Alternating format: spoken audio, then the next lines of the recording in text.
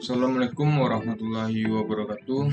Perkenalkan, nama saya Aryansyah, NIM 2106707 dari Prodi Pendidikan Teknik Mesin. Baiklah, saya akan membacakan PPT dari kelompok 10 yang saya buat sendiri. Itu tentang administrasi ketatausahaan sekolah. Konsep administrasi ketatausahaan sekolah. Ditinjau dari asal katanya, tata usaha terdiri dari kata, dan usaha. Masing-masing memiliki pengertian. Kata adalah suatu peraturan yang harus ditaati, dan usaha adalah energi atau tenaga yang dikeluarkan untuk mencapai suatu maksud atau tujuan. Jadi menurut arti kata tata usaha adalah kegiatan administrasi pendidikan yang mencoba mengelola pencatatan, pengumpulan, penyimpanan, dan dokumen yang dapat dipergunakan untuk membantu pimpinan dalam pengambilan keputusan surat menyurat, serta laporan mengenai kegiatan sekolah tersebut. Dan B, proses tata suratan. Yang pertama, pengelolaan surat. Pengelolaan surat terdiri dari A. Jenis surat, B. Sifat dan derajat surat, C. Pencantuman alamat surat, D. Kode surat, E. Cap jabatan dan cap dinas, F. Pemakaian singkatan, dan G. Prosedur pengurusan surat. C. Proses tata kearsipan. Arsip adalah naskah yang dibuat dan diterima oleh lembaga negara atau swasta dalam membentuk dan corak apapun, baik dalam keadaan tunggal maupun berkelompok, dalam rangka pelaksanaan kegiatan lembaga tersebut. Kegiatan pengelolaan arsip terdiri dari azas penataan arsip, sistem penataan arsip, prosedur penataan arsip, peralatan dalam penataan arsip, pinjaman arsip.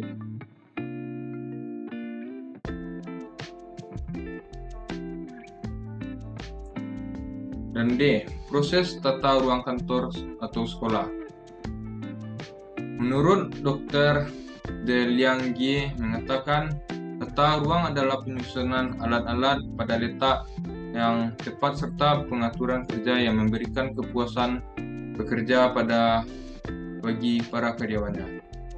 Dan menurut Liefeld dan Peterson mengatakan, office layout may be defined as the arrangement of furniture and equipment with available floor space. Artinya, tata ruang kantor dapat dirumuskan sebagai penyusunan perabot dan alat perlengkapan pada luas yang tersedia. Dan 1. Asas-asas pokok tata ruang kantor. Menurut Richard Mater, ada 4 asas tata ruang pada suatu kantor. 4 asas itu semestinya harus saling melengkapi agar terciptanya suasana ruang kantor yang rapi dan teratur. Keempat, asas tersebut adalah saling melengkapi agar tercipta suasana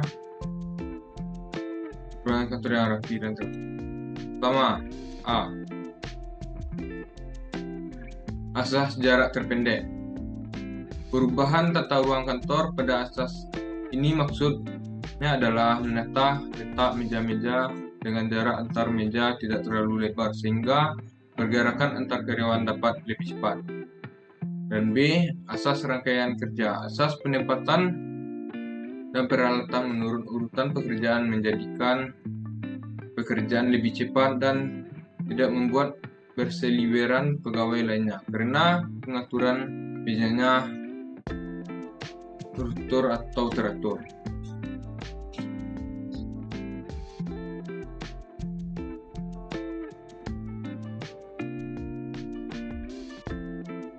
Dan C. Asas penggunaan segenap ruangan.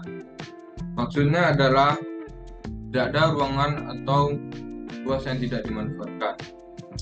Jika ada ruangan yang kosong, maka dapat diletakkan tanaman hias, akuarium, dan lain sebagainya, sehingga dapat membuat ruangan semakin nyaman dan asri. Dan D, asas perubahan suasana tempat kerja. Asas ini memungkinkan apabila di kantor ada perkembangan baik pada pekerjaan maupun pegawai tata ruang dapat diubah dengan mudah dan cepat. Dan yang kedua, bentuk-bentuk tata ruang kantor. Tata ruang tertutup.